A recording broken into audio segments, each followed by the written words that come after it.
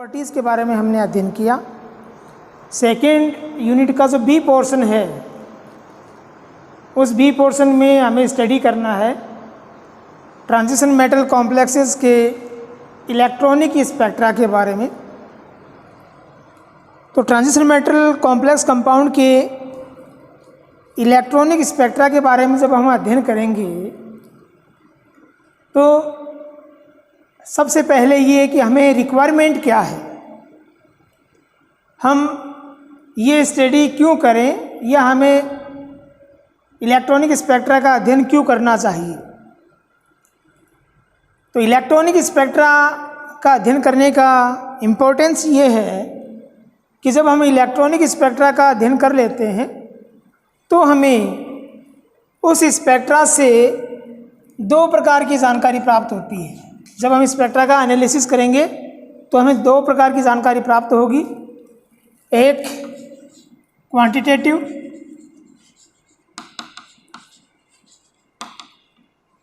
और दूसरी क्वालिटेटिव। दो प्रकार की इन्फॉर्मेशन हमें मिलेंगी इलेक्ट्रॉनिक स्पेक्ट्रा से, या हम कहें कि जो इलेक्ट्रॉनिक स्पेक्ट्रा है उसका एनालिसिस दो प्रकार का होता है, क्वांटिटेटिव और क्वालिटेटिव। क्वांटिटेटिव एनालिसिस का मतलब हो गया मात्रात्मक। जब हम क्वांटिटेटिव एनालिसिस करते हैं तब हमें जिस मटेरियल या जिस सैंपल का हमने इलेक्ट्रॉनिक स्पेक्ट्रा लिया है, उसका अध्ययन किया है, तो वहाँ पर हमें उस सैंपल या उस मटेरियल से रिलेटेड क्वांटिटेटिव इन्फॉर्मेशन प्राप्त होती है, मात्रात्मक जानकारी प्राप्त होती है।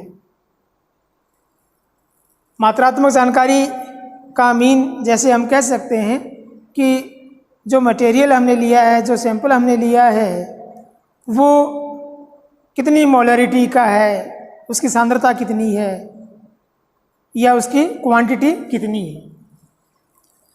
जब हम क्वालिटेटिव एनालिसिस करते हैं या क्वालिटेटिव इन्फॉर्मेशन की बात करते हैं तो इलेक्ट्रॉनिक स्पेक्ट्रा का जब हम क्वालिटेटिव एनालिसिस करेंगे तो हमें ये जानकारी प्राप्त होती है कि वहाँ पर किस प्रकार का बॉन्ड प्रेजेंट है। सिंपल रूप से जब हम ऑर्गेनिक कंपाउंड्स का स्टडी करते हैं तो ये देखते हैं कि वो सैचुरेटेड है या अनसैचुरेटेड है। वो जानकारी यहाँ प्राप्त हो सकती है कि वो अनसैचुरेटेड है या नहीं है, उसमें अनसैचुरेशन कितना है, वो जो अनसैचुरेटेड कंडीशन है वो कॉन्जुगेटेड कंडीशन में है या नहीं है, उसके अंदर कोई ऐसा ग्रुप जुड़ा हुआ है क्या जिसके पास लोन पेयर हो, लोन पेयर वाले ग्रुप उसमें है या नहीं है, वो जानकारी हमें प्राप्त हो सकती है। इसके अलावा जो कॉम्प्लेक्स कंपाउंड है उनमें मेटल लाइन के साथ कौन सा लिगेंड ग्रुप जुड़ा हुआ है, वो जानकारी भी हमें यहाँ प्राप्त हो सकती है। तो ये इम्पोर्टेंस हो गया इलेक्ट्रॉनिक स्पेक्ट्रा का। तो ट्रांजिशन मेटल कॉम्प्लेक्स के लिए जब हमें जानकारी चाहिए, उनके बारे में इंफॉर्मेशन हमें चाहिए, तब हम इलेक्ट्रॉनिक स्पेक्ट्रा का यूज़ कर सकते हैं और उसकी सहायता से हम उनके बारे में ऑथेंटिक इन्फॉर्मेशन प्राप्त कर सकते हैं। ये इलेक्ट्रॉनिक स्पेक्ट्रा क्या है? इलेक्ट्रॉनिक स्पेक्ट्रा क्या है? तो जैसा यहाँ हम देख रहे हैं इलेक्ट्रॉनिक स्पेक्ट्रा, इसमें दो वर्ड हो गए, इलेक्ट्रॉनिक और स्पेक्ट्रा। इन दोनों का मीन हमें पता होना चाहिए। स्पेक्ट्रा क्या है? स्पेक्ट्रा एक प्रकार का रेस्पॉन्स डायग्राम है, एक प्रकार का रेस्पॉन्स डायग्राम है। वो रेस्पॉन्स डायग्राम कौन सा? सिंपल जो हम इलेक्ट्रोकार्डियोग्राम ईसीजी देखते हैं वो भी एक प्रकार का क्या है? स्पेक्ट्रा है। ये स्पेक्ट्रा हमें प्राप्त कैसे होता है? ये स्पेक्ट्रा हमें प्राप्त कैसे होता है? तो जब हम किसी मटेरियल एम का इंटरेक्शन करवाते हैं किसके साथ? मटेरियल एम का इंट्रैक्शन EMR इलेक्ट्रोमैग्नेटिक रेडिएशंस के साथ जब इंट्रैक्शन करवाएंगे तो उस इंट्रैक्शन का जो रिजल्ट है, इसे मटेरियल का इलेक्ट्रोमैग्नेटिक रेडिएशन के साथ जो इंट्रैक्शन करवाएंगे, उस इंट्रैक्शन का जो रिजल्ट है वो रिजल्ट हम इस प्रकार से डायग्राम के रूप में रिप्रेजेंट करते हैं। जैसे तो ये क्या कहलाएगा, स्पेक्ट्रा। यहाँ पर ये एक्स एक्स और वाई एक्स इन दोनों के अकॉर्डिंग जो वेरिएशन है उस वेरिएशन को हम शो करते हैं। तो यहाँ पर इस प्रकार से हम स्पेक्ट्रा प्राप्त करते हैं। सिंपल वे में हम कहें कि जैसे हम रेनबो देखते हैं तो रेनबो में क्या होता है कि हम ये देखते हैं कि जो सूर्य की विकिरणें हैं जब वो नमी की बूंदों पर गिरती हैं और वहाँ से जब पास आउट होती हैं तो हमें कलरफुल पैटर्न प्राप्त होता है। तो वो कलरफुल पैटर्न प्राप्त कब हुआ, जब इलेक्ट्रोमैग्नेटिक रेडिएशन अर्थात सूर्य से निकलने वाले जो विकिरण है उनका और जो वाटर ड्रॉपलेट्स हैं उनका इंटरेक्शन हुआ, तो उस इंटरेक्शन का रिजल्ट रेनबो के रूप में आया। तो वो भी एक प्रकार का स्पेक्ट्रम है। वो जो स्पेक्ट्रम है वो किसका है, इलेक्ट्रोमैग्नेटिक रेडिएशंस का। इसी प्रकार जब हम सूर्य से आने वाली जो विकिरण है उसको किसी प्रिज्म में से पास आउट करते हैं, तो प्रिज्म में से पास आउट करने के बाद उससे पहले ये जो रेडिएशन है वो हमें एक ही कलर की दिखाई दे रही है। जो सूर्य से आने वाली विकिरण है वो हमें ऐसे लग रहा है कि जैसे उसमें कोई भी कलर नहीं है, लेकिन जब इस प्रिज्म में से पास आउट होती है तो वहाँ पर हमें कलरफुल अरेंजमेंट प्राप्त होता है। और ये जो अरेंजमेंट है, इस अरेंजमेंट को हम क्या कह सकते हैं कि इस प्रकार से है, विबग्योर। तो जब ये इंट्रैक्शन नहीं हुआ, इस इंट्रैक्शन से पहले हमें उसमें कोई कलर दिखाई नहीं दे रहा था, लेकिन जब ये इंट्रैक्शन हो गया, इस इंट्रैक्शन के बाद में हमें इस तरह से कलर दिखाई दे रहे हैं। तो ये जो कलर का पैटर्न प्राप्त हुआ ये इस इंट्रैक्शन की वजह से प्राप्त हुआ। यहाँ पर ये मटेरियल हो गया और ये इलेक्ट्रोमैग्नेटिक रेडिएशन, तो इसे हम क्या कहेंगे, स्पेक्ट्रम। तो इस प्रकार से हमें जो स्पेक्ट्रम प्राप्त हुआ, यहाँ पर ये वेवग्योर जो रीजन हमें प्राप्त होता है ये मुख्य रूप से किसके लिए है, जब हम विजिबल रीजन वाला इस रेंज का रेडिएशंस यूज करते हैं।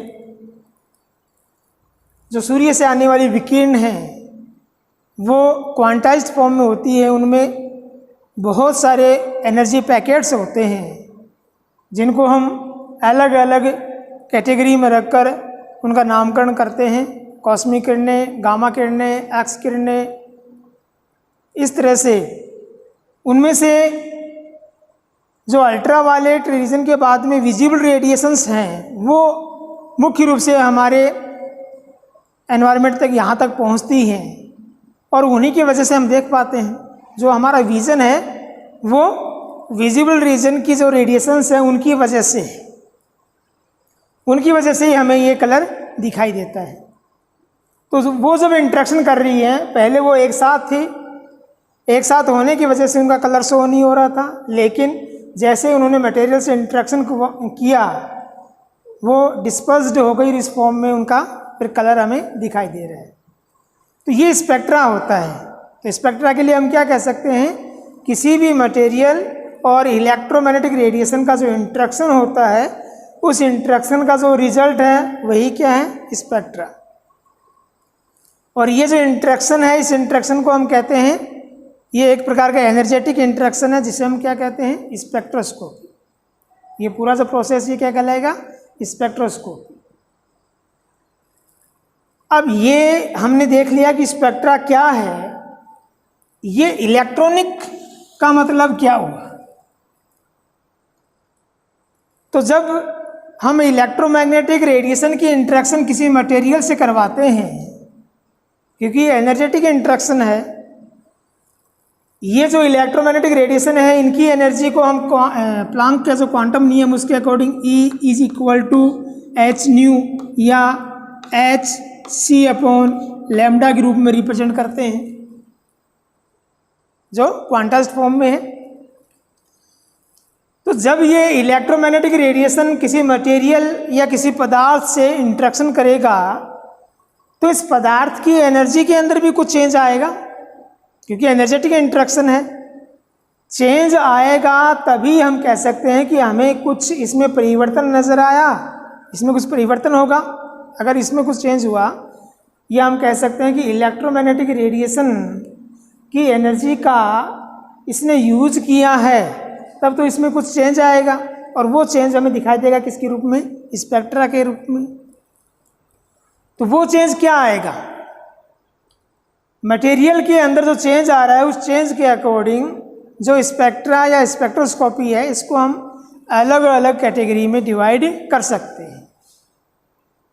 तो उनमें से एक कैटेगरी क्या है, वो है इलेक्ट्रॉनिक। हम इसे बोलते हैं क्या, इलेक्ट्रॉनिक ट्रांजिशन।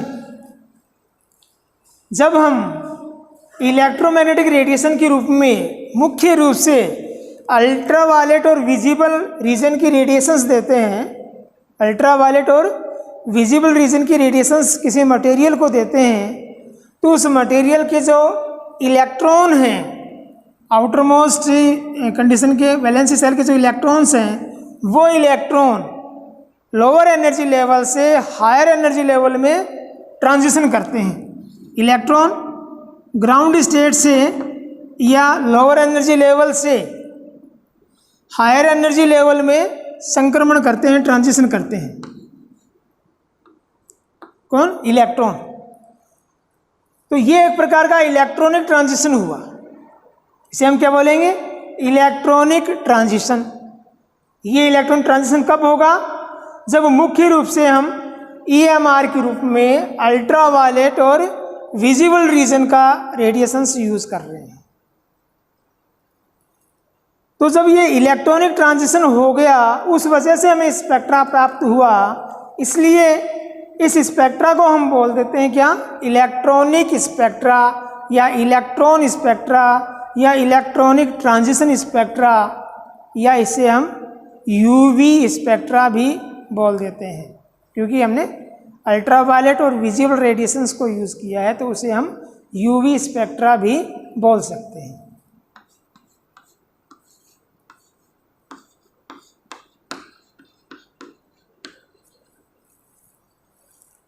तो इस प्रकार से ये हुआ इलेक्ट्रॉनिक स्पेक्ट्रा। अब यदि यहाँ जो है मटेरियल है, इस मटेरियल की जगह हम ट्रांजिशन एलिमेंट के कॉम्प्लेक्स कंपाउंड को लें, इस मटेरियल M की जगह ट्रांजिशन एलिमेंट के जो कॉम्प्लेक्स कंपाउंड है उनको हम लें, तो जो स्पेक्ट्रा हमें प्राप्त होगा, जो इलेक्ट्रॉनिक स्पेक्ट्रा हमें प्राप्त होगा, वो होगा ट्रांजिशन एलिमेंट कॉम्प्लेक्स कंपाउंड का इलेक्ट्रॉनिक स्पेक्ट्रा। और उस स्पेक्ट्रा का जब हम क्वालिटेटिव और क्वांटिटेटिव एनालिसिस करेंगे, तब हमें ट्रांजिशन मेटल कॉम्प्लेक्स कंपाउंड के बारे में क्वांटिटेटिव और क्वालिटेटिव दोनों प्रकार की जानकारी प्राप्त होगी। क्वांटिटेटिव जानकारी जब हमें लेनी हो तो हम बियर-लैम्बर्ट्स लॉ अप्लाई करेंगे, और बियर-लैम्बर्ट्स लॉ के अकॉर्डिंग अब्जॉर्बेंस A, जिसे हम log I/O/IT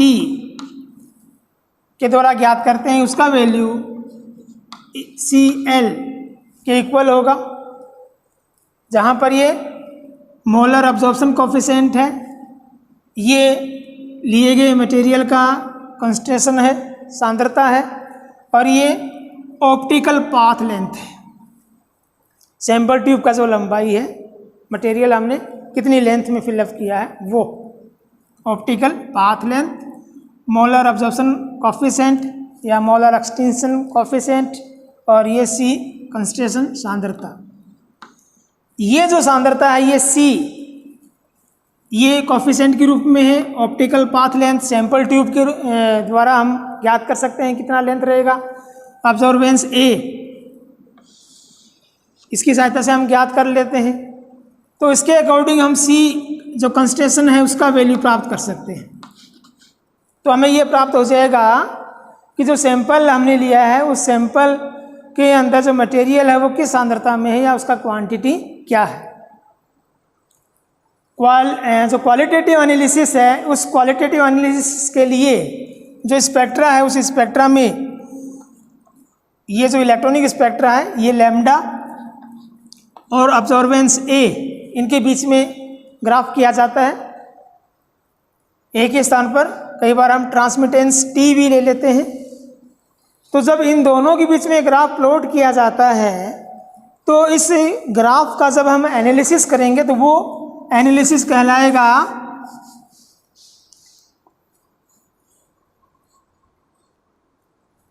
क्वालिटेटिव एनालिसिस, जिसके द्वारा हम क्या पता लगाएंगे कि मैक्सिमम जो ऑब्जॉर्बेंस है वो लैम्डा वैल्यू कितनी लैम्डा वैल्यू पर हमें प्राप्त हो रहा है।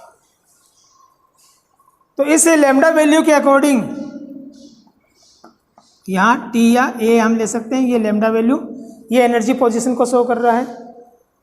इसके अकॉर्डिंग हम क्या पता लगा सकते हैं कि जो ट्रांजिशन मेटल कॉम्प्लेक्स है उसमें मेटल आयन के साथ किस प्रकार के लिगेंड अटैच हुए हैं, कौन से लिगेंड हैं। दूसरा हम ये पता लगा सकते हैं कि मेटल आयन में जो वैलेंसी ऑर्बिटल्स हैं, डी ऑर्बिटल्स हैं, उनका एनर्जी डिफरेंस कितना है, उनका स्प्लिटिंग कितना हुआ है, वो जानकारी हम प्राप्त कर सकते हैं। इसके अलावा जो कॉम्प्लेक्स कंपाउंड है उनका कलर क्या होगा या उनके कलर का रीज़न क्या है वो भी हम क्वालिटेटिव एनालिसिस के द्वारा पता लगा सकते हैं। तो ये इंट्रोडक्शन हुआ electronic spectra of transition element complex compound के बारे में। तो यहाँ पर ये जो स्पेक्ट्रा है वो हमें प्राप्त होगा किसकी वजह से, इलेक्ट्रॉनिक ट्रांजिशन की वजह से। और ये इलेक्ट्रॉनिक ट्रांजिशन कैसे हुआ, जो मटेरियल या सैंपल है उस सैंपल का इलेक्ट्रॉन लोअर एनर्जी लेवल से हायर एनर्जी लेवल में चला जाए तब। तो ये इलेक्ट्रॉनिक ट्रांजिशन कैसे होगा, कितने प्रकार का हो सकता है।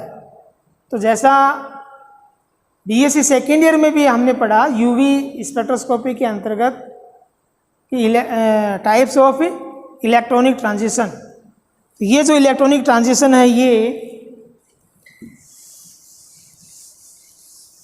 कौन कौन से हो सकते हैं या पर्टिकुलर कंपाउंड में कौन से प्रकार का इलेक्ट्रॉनिक ट्रांजिशन होगा वो हमें पता चल जाता है किससे, जो कंपाउंड है उस कंपाउंड का स्ट्रक्चर जब हम देखेंगे उसमें जब हम ये देखेंगे उसमें बॉन्ड कौन से हैं तो उसके अकॉर्डिंग हमें इजी गोइंग पता चल जाता है कि वहाँ पर किस प्रकार का इलेक्ट्रॉनिक ट्रांजिशन है। तो किसी भी मॉलिक्यूल के अंदर कंपाउंड के अंदर बॉन्ड के अकॉर्डिंग हम उनका जो इलेक्ट्रॉन्स है उन इलेक्ट्रॉन की कैटेगरी डिफाइन करते हैं। और ये बॉन्ड कौन कौन से होते हैं, सिग्मा और पाई। इसके अलावा जो इलेक्ट्रॉन्स हैं वो इलेक्ट्रॉन नॉन बॉन्डेड कंडीशन में भी पाए जाते हैं। तो सिग्मा बॉन्ड में जो इलेक्ट्रॉन होंगे वो सिग्मा इलेक्ट्रॉन कहलाएंगे, पाई बॉन्ड में जो इलेक्ट्रॉन होंगे वो पाई इलेक्ट्रॉन कहलाएंगे, और नॉन बॉन्डिंग कंडीशन में होंगे तो वो नॉन बॉन्डेड इलेक्ट्रॉन कहलाएंगे, जिन्हें हम एन से रिप्रेजेंट करते हैं। ये इलेक्ट्रॉन जिन ऑर्बिटल में रहते हैं उन ऑर्बिटल को हम इन्हीं के द्वारा रिप्रेजेंट कर देते हैं। ये इलेक्ट्रॉन सिग्मा ऑर्बिटल में, ये इलेक्ट्रॉन पाई ऑर्बिटल में, ये इलेक्ट्रॉन एन ऑर्बिटल में नॉन बॉन्डेड में। एमओटी के अकॉर्डिंग जब हम रिप्रेजेंट करते हैं, और एमओटी कंसेप्ट के अकॉर्डिंग हम क्या देखते हैं कि ये जो ऑर्बिटल्स होते हैं इनके बॉन्डिंग कंडीशन के अलावा एंटी बॉन्डिंग कंडीशन भी होती है। उसके अकॉर्डिंग ये दो जो बॉन्डिंग वाले हैं इनका जस्ट अपोजिट जो एंटी बॉन्डिंग वाले हैं वो सिग्मा का सिग्मा स्टार और पाई का पाई स्टार। इस प्रकार से ये मॉलिक्यूल के अंदर एनर्जी लेवल होगी।